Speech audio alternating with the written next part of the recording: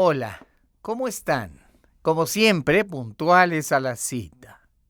Continuamos explorando, viajando, descubriendo la vida de Juana de Asbaje. Nuestra Juanita está postrada en una grave situación de salud. Está muy enferma. Ha contraído una enfermedad muy común en el siglo XVII, el tifo, que era transmitida por las mordeduras de las pulgas de las ratas. Los conventos antiguos y las ciudades antiguas eran poco salubres. Las ratas proliferaban. No se sabía entonces, porque la medicina no había dado el avance como para comprender que las ratas eran portadoras de muchas enfermedades, y especialmente las pulgas, que al picar transmitían el tifo, como la antigua peste bubónica, que se contagiaba de manera semejante. Aquellos roedores que siempre existían en los lugares ocultos de las viejas construcciones estaban siempre al acecho. La enfermedad de Juanita fue rápida y virulenta. Muchas personas morían de tifo en toda la Nueva España, en todo el Imperio Español, en todo el mundo. Y cuando esa grave enfermedad era contraída, no existían antibióticos para combatirla. La juventud de Juanita, de apenas 25 años, era su mejor opción de posibilidades de supervivencia. Su sistema inmunológico luchó por sobrevivir. Estuvo al borde de la muerte. Se le administró el santo sacramento de la extrema unción. Se esperó lo peor. La virreina, que había sido informada, lloraba y suspiraba por la salud de su amada Juanita, y constantemente mandaba preguntar por su salud. Fueron más de 2 semanas en las que Juanita estuvo ardiendo en fiebres, pero el destino le tenía reservado un mejor futuro, una vida mucho más larga, que para los promedios de aquel entonces superó la media de 45 años de edad, que en aquellos años era la edad promedio de la vida en Nueva España. Continuemos pues abriendo las páginas de este libro maravilloso, en donde van a aparecer otros personajes de gran importancia para Juana, como don Carlos de Sigüenza y Góngora, aquel joven irreverente que se había convertido en jesuita, pero que se saltaba a las tapias del seminario cuando era joven y después se convirtió en la versión masculina de Juana de Asbaje, en un verdadero orgullo para las letras mexicanas, en un poeta y en un erudito que, como Juanita, estaba enamorado de los libros.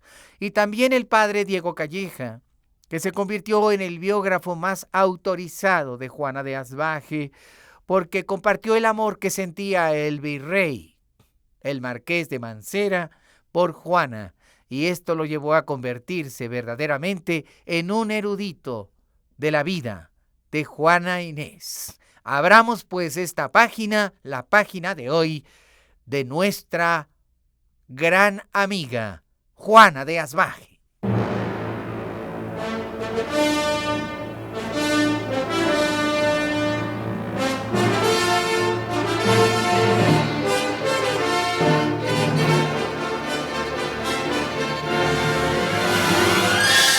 Esto es Encuentros con la Historia. Hoy presentamos el capítulo 14 de la serie, Vida y Misterio de la Fénix muy ejemplar. La vida de Juana de Asbaje, Sor Juana Inés de la Cruz.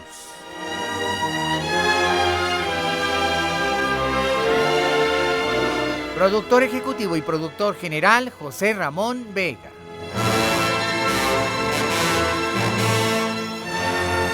Efectos físicos, efectos especiales y operación técnica, Jorge Alonso.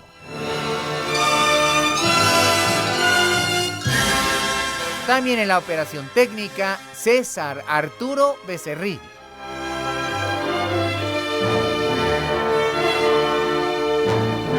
Investigación y musicalización, Felipe Saldívar.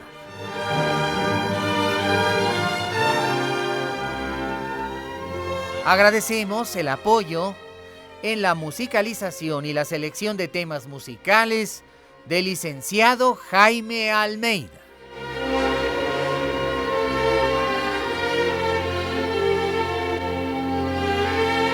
Y todos bajo la dirección de tu amigo el Dr. Pepe Cruz, responsable de la creación y de la redacción del libro histórico.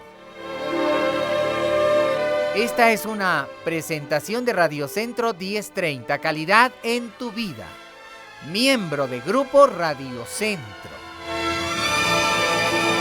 El conocimiento de la historia nos transforma en mejores personas, y el conocimiento de la historia mexicana, sin duda, en mejores mexicanos.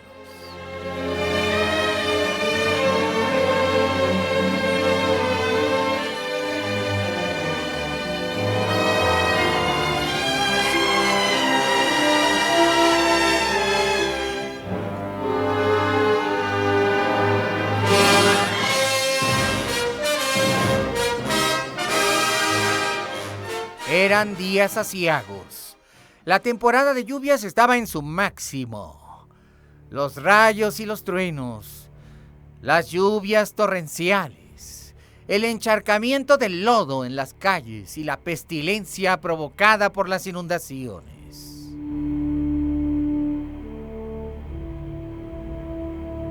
Las madrugadas eran terribles. Se podía muy bien ver el fulgor del rayo, de la tempestad, que iluminaba con su pálida luz por la ventana del departamento celda de Juana Inés. Las madres del convento, piadosas, caritativas, cuidaban a su hermana. La esclava de Juana de Asbaje, la tierna Juanita, aquella esclava morena que le había regalado su madre, también lloraba, temiendo por la vida de su ama.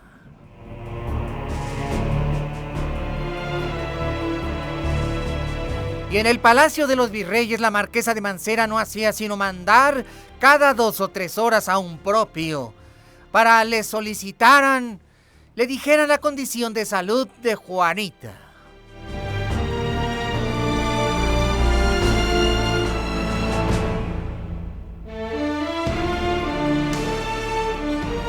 El santo viático había sido administrado a Juana y se habían ofrecido más de 30 misas por su salud. La propia virreina había ido a postrarse al altar de los reyes de la Catedral Metropolitana, pidiendo al Altísimo por la salud de su querida hija, a quien prácticamente había adoptado como tal.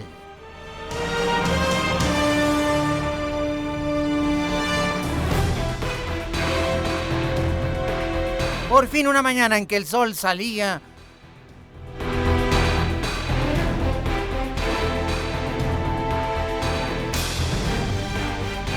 se vio venir del convento a doña Marta de la Cueva,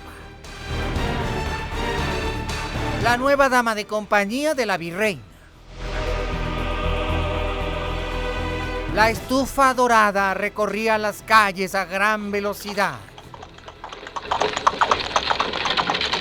El cochero tenía instrucciones de llegar cuanto antes a Palacio.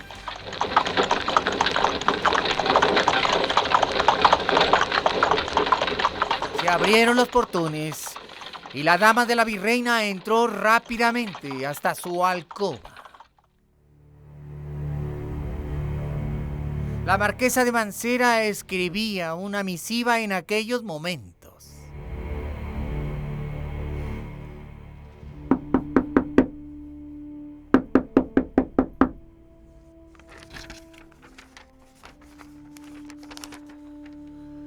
Adelante, adelante, pasad.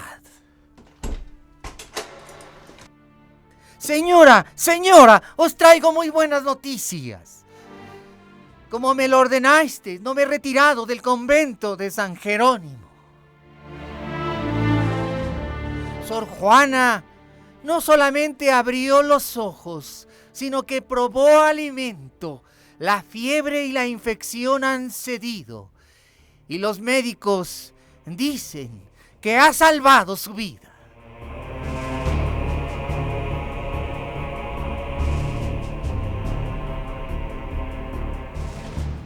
Jesucristo bendito, escuchaste nuestras oraciones. Yo misma iré a catedral para agradeceros, Señor Altísimo de los Milagros.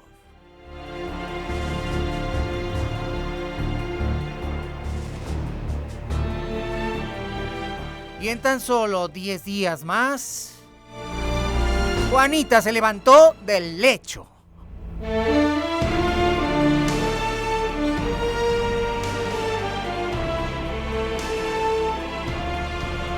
Los virreyes de Mancera acudieron al locutorio del convento para entrevistarse con ella.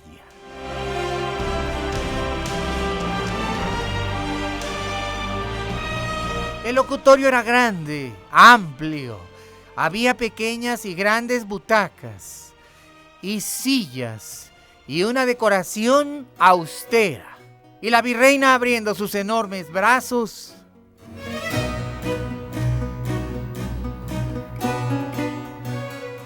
Juanita, Juanita, Juanita, hija mía, qué alegría.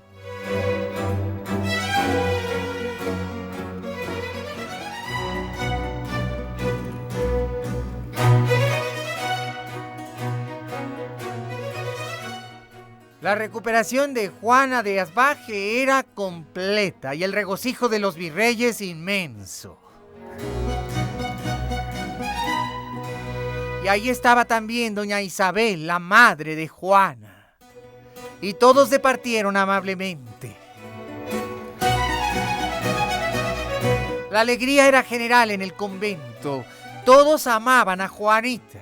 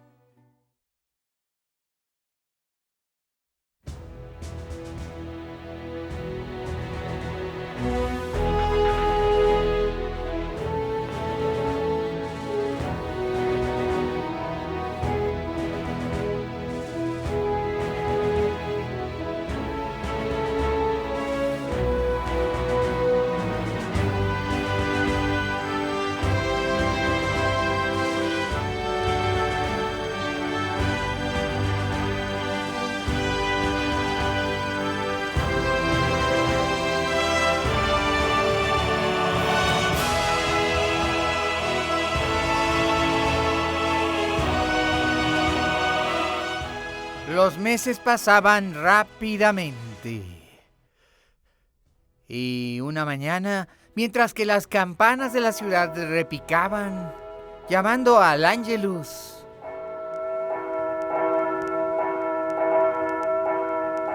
Juana Inés fue interrumpida en sus aposentos.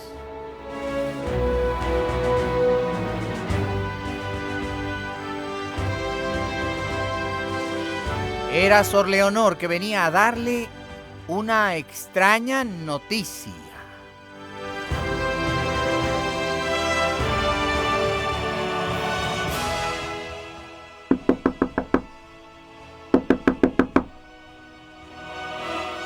Sor Juana, Sor Juana, Soy Sor Leonor.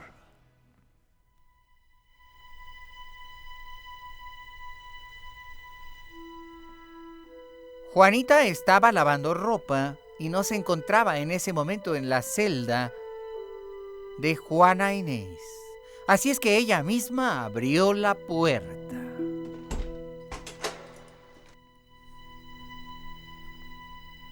Pasad, Sor Leonor, pasad. No, hermana Juana, solamente vengo a avisaros que hay un caballero que os busca. Y está en el locutorio del convento.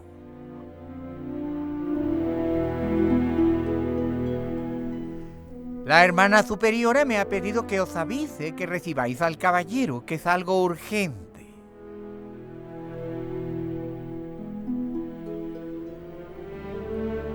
Enseguida iré al locutorio, hermana. Muchas gracias.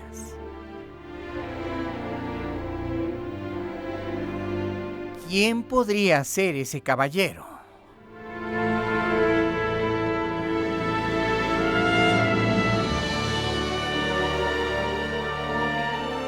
La hermana Juana salió de su celda y cerrando la puerta se dirigió por los estrechos y largos pasillos de San Jerónimo. Llegó finalmente al locutorio y después sus ojos se quedaron perplejos.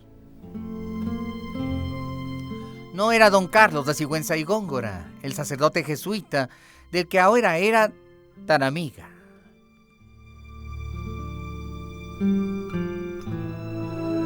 Claramente podía ver sentado en un gran butacón al que había sido su padrastro, el capitán don Diego Ruiz de Lozano.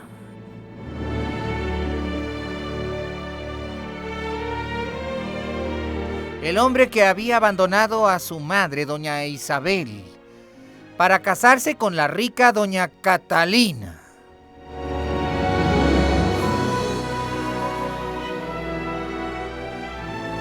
No sabía si había un poco de rencor en su corazón, pero lo que sí sabía es que este había dado un brinco al ver quién la buscaba.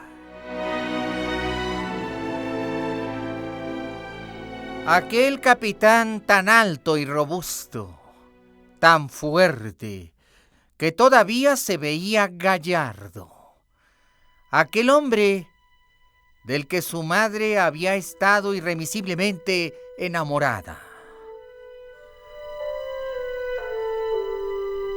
Con su larga espada, sus insignias de militar, su barba en forma de candado, tupida y espesa, su piel blanca pero curtida por el sol.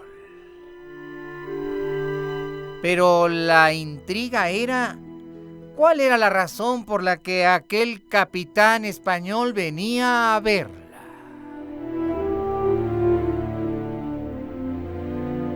No esperó más. Y después de haber estado espiando por la celosía a la distancia, finalmente entró al locutorio.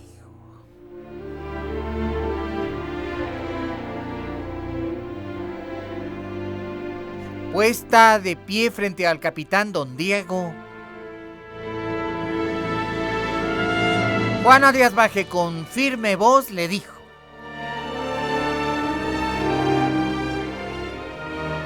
Buenos días, señor capitán.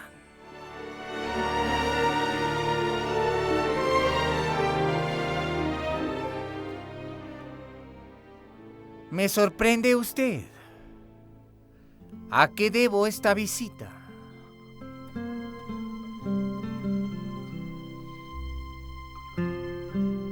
El capitán, ya puesto en pie, pidió a Juanita que se sentara para que pudiera explicarle las razones por las que estaba ahí.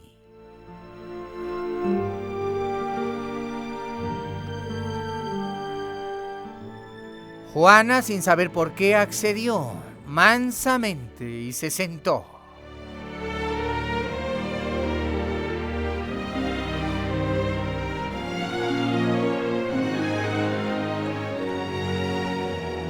Doña Juana, os vengo a ver por grave motivo.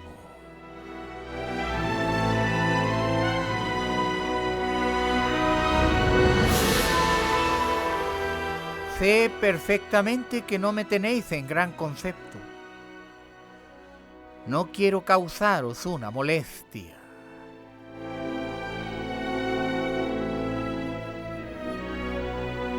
Pero guardo con celo mis responsabilidades de padre. Y es por ese motivo que estoy aquí. No he venido solo, doña Juana. Vienen conmigo y están esperando en el carruaje vuestras 2 hermanas.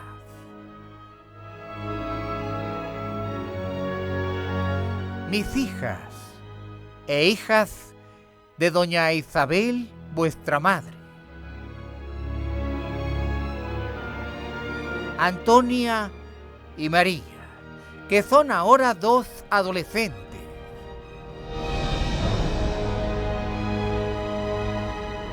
Y vengo a pediros un gran favor.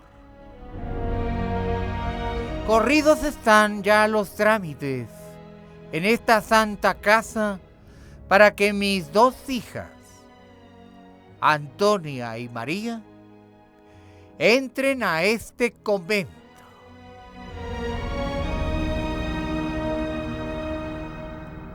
Entregada ha sido ya la dote de 6,000 pesos en oro,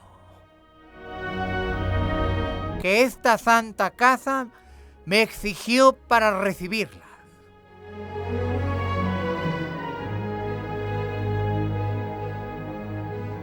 Mi ruego como padre, doña Juana, es que vos las recibáis para que se eduquen aquí, en vuestra santa compañía. Sé que debí consultaros antes, pero temiendo en que vos os negareis, obré en secreto y pedí a la Madre Superiora que no os dijera nada. Pero pensadlo, ¿con quién podrían estar mejor mis hijas que con vos, su hermana mayor?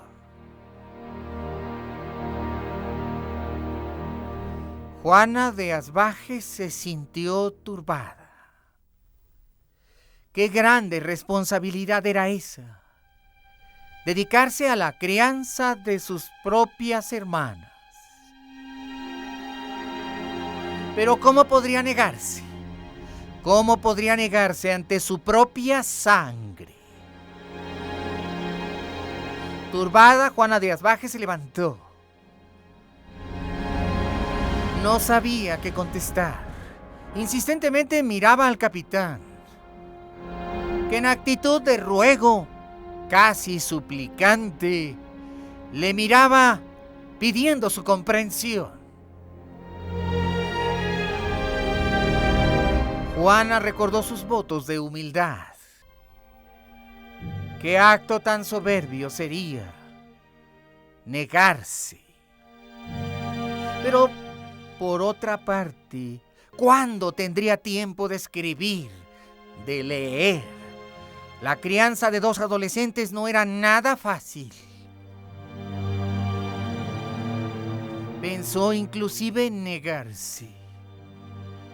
Pero luego, su blando y tierno corazón le reprochó. Y también pensó en su madre, doña Isabel. Qué tristeza tendría al saber que ella se negaba. ¿Y qué le diría su confesor, el padre Núñez? y si había que hacer el sacrificio, lo haría. Y luego pensó que no sería un sacrificio. Podría llegar a ser un gusto. Lo más probable es que sus hermanas no profesaran y que solamente estuvieran por unos años ahí educándose para luego salir a la libertad de hacer un buen matrimonio. Juanita estaba de espaldas a don Diego y bruscamente se dio la media vuelta para decir: sí, don Diego, sí, me haré cargo.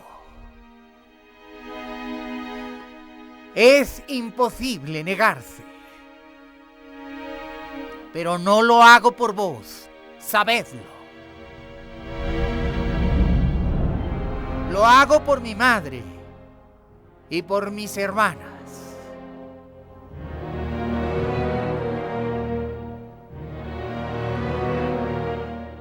Y don Diego Ruiz de Lozano, inclinando su cabeza, dijo: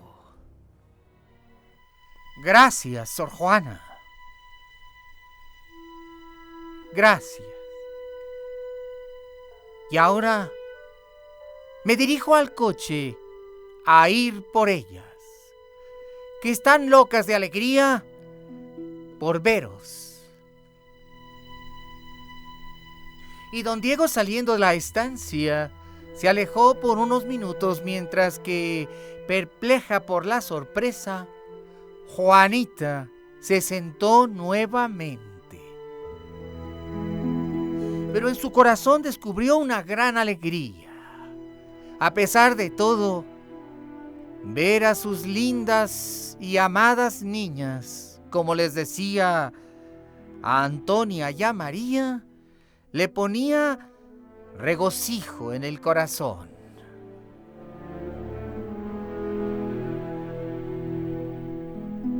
Y nuevamente, trayendo a cada una de sus hijas por la mano, don Diego apareció en la estancia.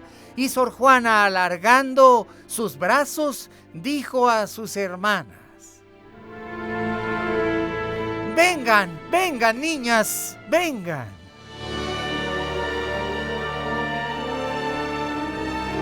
Un inmenso abrazo selló aquel momento.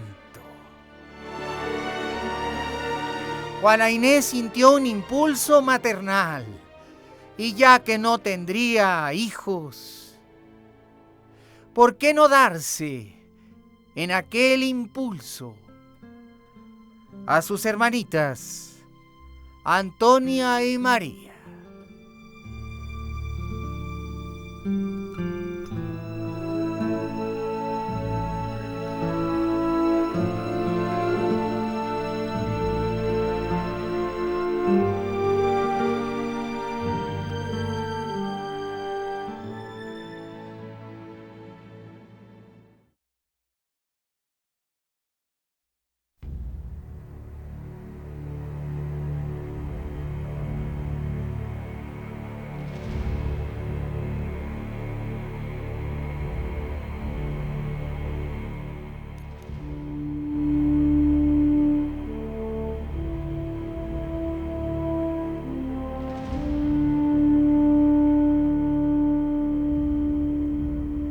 Y el tiempo pasó rápidamente.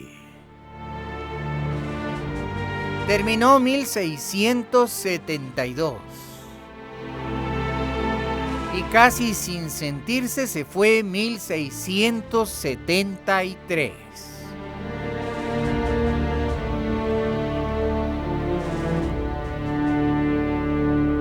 Había llegado enero de 1674.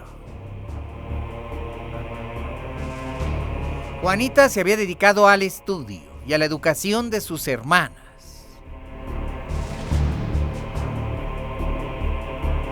Pero inquietantes noticias llegaban al convento. Ya hacía muchos años que había muerto el rey Felipe IV de España.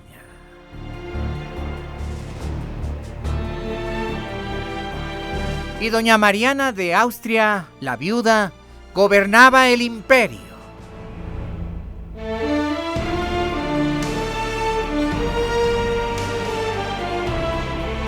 Era la regente de su hijo don Carlos II.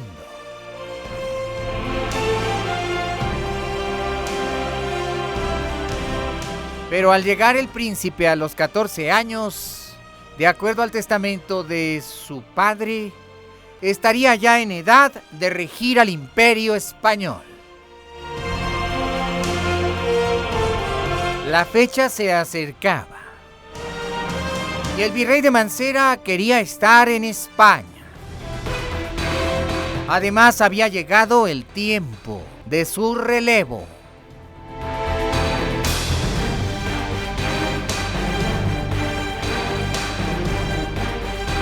Así que fue nombrado un nuevo virrey.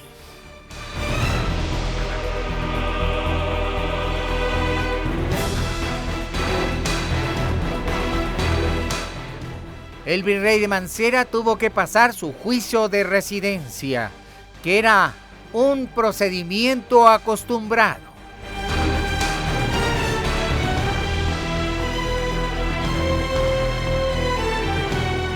Los días transcurrían insoportablemente para Juanita.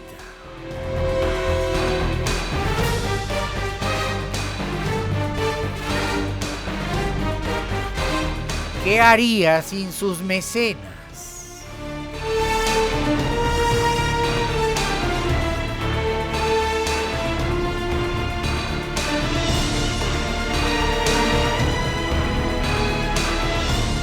Finalmente la noticia era clara. El nuevo gobernante de la Nueva España sería el duque de Veragua.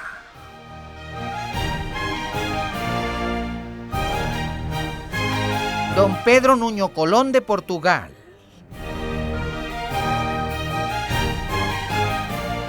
Duque de Veragua y Marqués de Jamaica.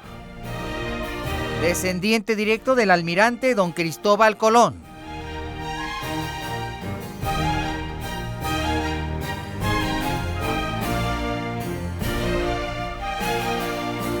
Los virreyes solamente esperaban por su llegada. Retornarían a España a la suma brevedad.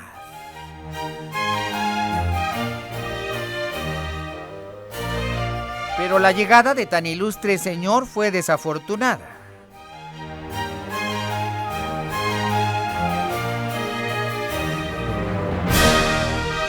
Cuando don Pedro Nuño de Colón de Portugal llegó a Veracruz,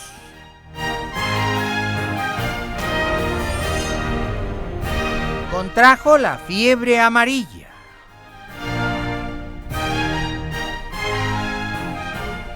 Y 5 días después murió de fiebres. No había ni siquiera llegado a la Ciudad de México.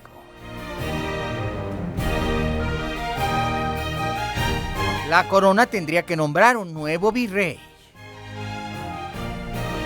Pero no serían los marqueses de Mancera. Y la orden real que llegó de España era inamovible.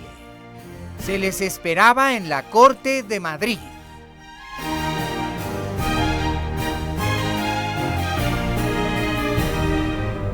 Eran los comienzos de abril. Aún no llegaba la temporada de lluvias y hacía mucho calor.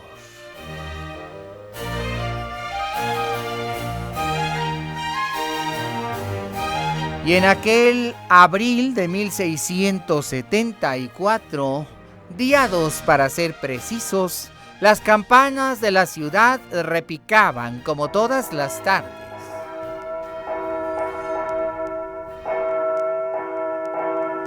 Y Juana de Asbaje daba alpiste a sus pajaritos, los que tenía en el pequeño patio de su celda departamento. Se le indicó que fuera de inmediato al locutorio, ya que los virreyes marqueses de Mancera estaban ahí.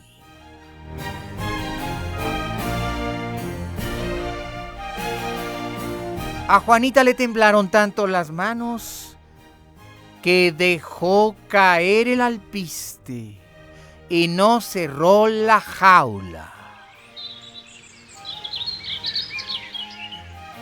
Su corazón temblaba y brincaba en lo profundo del pecho. Rápidamente se dirigió al locutorio. Ahí estaban sus amados marqueses.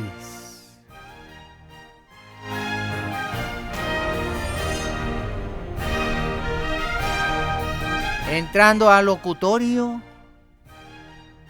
les dio un abrazo, uno a cada cual, y después, como esperando una terrible noticia, se sentó. La marquesa de Mancera fue la primera en hablar, diciendo bondadosamente: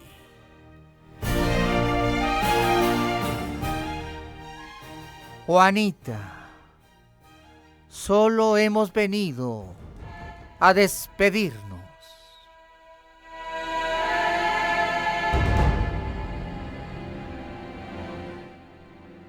Mañana mismo partimos para el puerto de la Veracruz.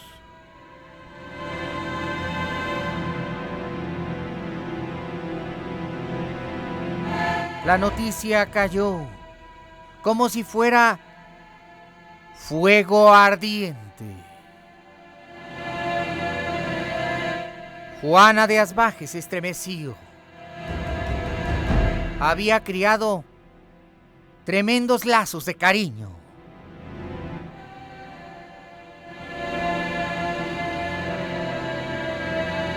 Aquella despedida le resultaba cruel, dolorosa, ansiosa, angustiante.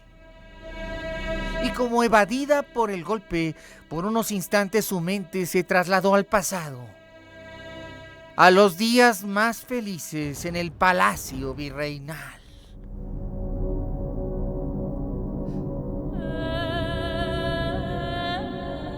Aquellas maravillosas noches de baile, aquellos días fastuosos e iluminados de la corte con las 3000 velas, aquella tarde de los 40 sabios, aquellos momentos tan felices donde lucía como una dama de compañía de la virreina.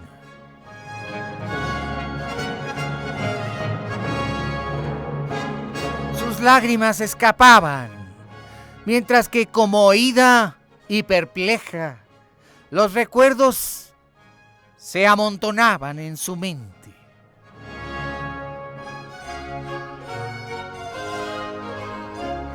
Como en unos instantes, todos esos buenos y hermosos años desfilaron.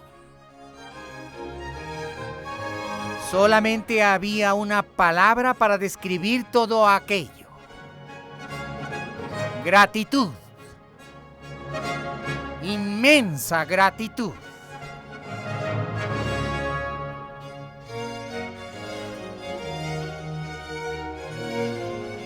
Y Juanita se arrodilló ante la marquesa de Mancera y besó su mano, diciéndole gracias, gracias.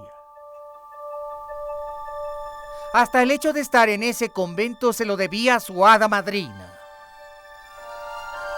Ella, ¿cuándo podría haber reunido 3000 pesos oro? Y su copioso llanto se derramó en las manos de la ilustre dama.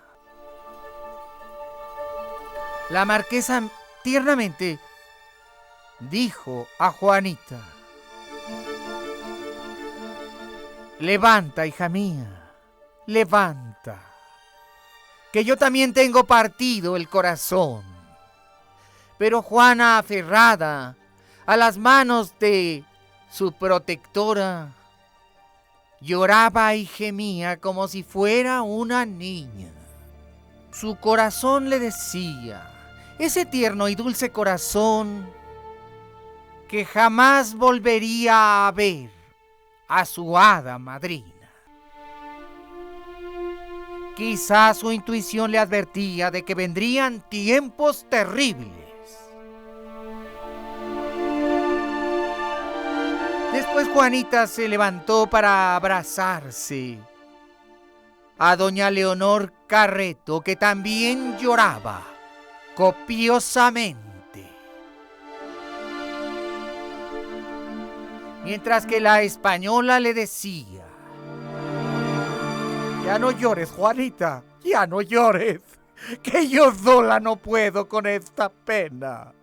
No me cargues la tuya también. Ten fuerza, ten valor, hija mía.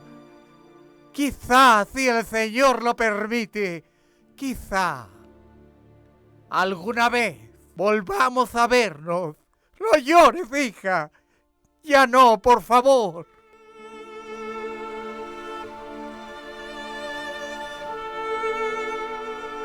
El marqués de Mancera tiernamente contemplaba la escena. Eran como una madre y una hija. Al final de la vida o al borde de la muerte. Él también estaba conmovido, pero no podía darse el lujo del llanto como las mujeres. Pero su corazón contrito también le ardía como una brasa de plomo. Se concretó a contemplar la escena, sin doblar la cerviz y comprendiendo que el destino tenía caminos crueles y que en la vida había momentos así en los que había que ser fuerte.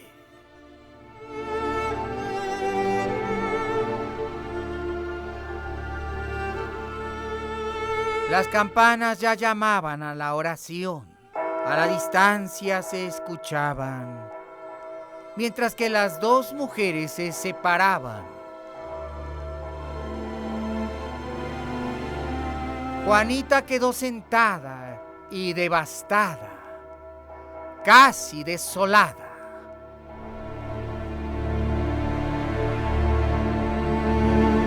El virrey de Mancera había dado un beso en la mejilla a Juanita y le había acariciado su cabello. Una parte de su vida se iba. Se sentía desolada, como huérfana, y no podía contener sus lágrimas. Consolada solo por Sor Angélica, su mejor amiga. Tendría que volver a su celda donde estaban sus hermanas, y no quería que la vieran llorar.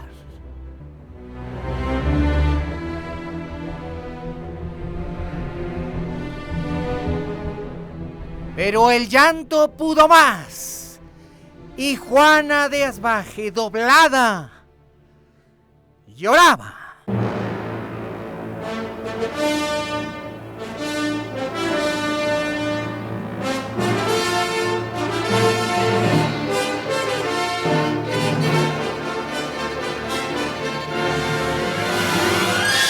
Gracias por haber estado con nosotros en el capítulo 14 de la serie Vida y Misterio de la Fénix muy ejemplar. La vida de Juana de Asbaje, Sor Juana Inés de la Cruz. Y a nombre de todos quienes trabajamos en este proyecto, infinitas gracias. Muchas gracias por tu preferencia. Y te recuerdo que los 365 días del año son días de encuentros con la historia. Así que tenemos una cita mañana Y nuevamente, muchas gracias.